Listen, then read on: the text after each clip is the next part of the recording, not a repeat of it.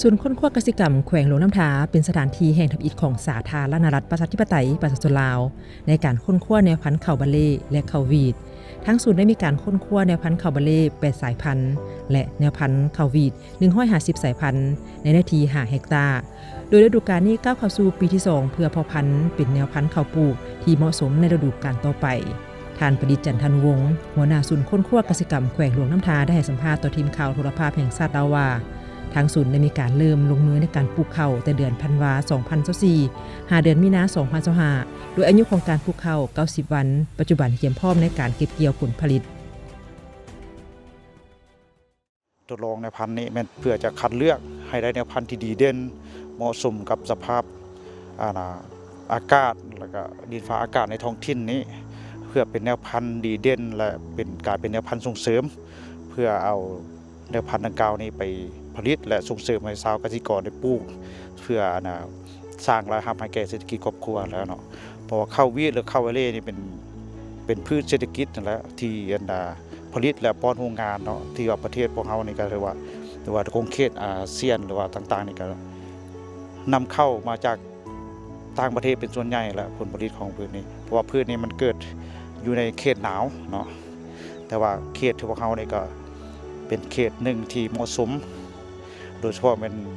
สภาพอุณหภูมิเนาะที่เฉลี่ยคืออยู่รอมทาเนี่ยก็อยู่ประมาณ32 องศาเนาะก็ถือว่าเหมาะสมกับแนวพันธุ์เฉพาะที่พวกเขาสร้างเข้ามานี้ถือว่าเห็นได้ว่าถ้าผ่านการทดลองแล้วก็ถือว่าเห็นได้ว่ามีท่าแห้งเนาะมีท่าแห้งที่พวกเขาจะได้แนวพันธุ์ดังกล่าวนี้ไปส่งเสริมให้ชาวเกษตรกรเนาะ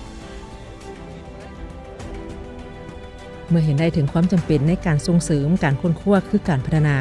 คณะผู้บริหารบริษัทเบียร์ลาวได้ให้ทุนสนับสนุนโครงการทดลองการปลูกแนวพันธุ์ข้าวบาเล่และข้าววีดจากบริษัทเบียร์ลาวภายใต้โครงการส่งเสริมการปลูกข้าวแบบยืนยงบริษัทเบียร์ลาวหลายกว่า200 ล้านกีบเพื่อพัฒนาแนวพันธุ์ข้าวบาเล่และข้าววีดข้าพเจ้าเชื่อว่าโครงการที่ทดลองนี้ต้องประสบผลสำเร็จเนาะและพวกเราตั้งเป้าหมายไว้สูงหลายถ้าเราสามารถคัดจัดสรรแนวพันธุ์ที่เหมาะสมได้เราจะขยายการปลูกนี้หรือเนื้อที่ปลูกนี้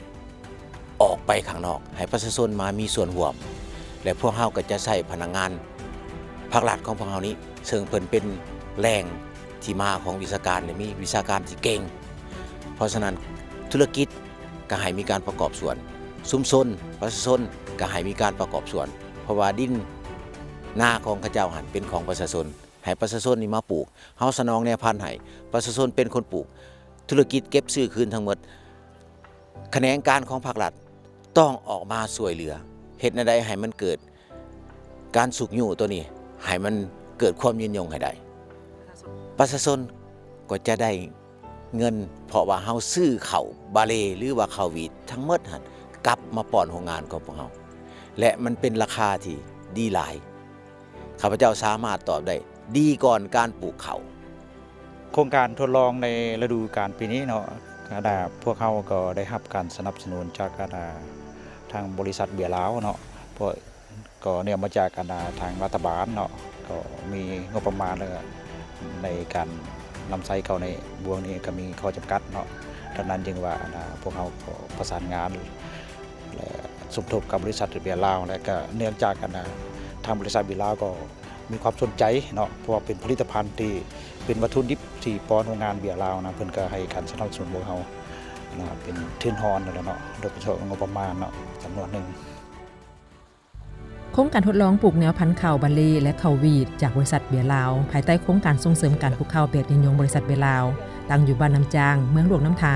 เป็นอีกความหวังหนึ่งของทั้งศูนย์ค้นคว้ากสิกรรมแขวงหลวงน้ำทาที่มีความพยายามในการค้นคว้าเพื่อสร้างแนวพันธุ์ข้าวบาเล่และแนวพันธุ์ข้าววีดที่จะต้องทดลองปลูกถึง3 ฤดูถ้าได้สมรรถภาพที่ดีและเหมาะสมกับโครงเขตแม้นสามารถขึ้นทะเบียนเป็นแนวพันธุ์ส่งเสริมเพื่อขยายพื้นที่ปลูกให้สามารถรองรับอุตสาหกรรมขนาดใหญ่วีรบุญนีถ่ายภาพจันทร์สมรวงศ์สดรายงานจากแขวงหลวงน้ำทา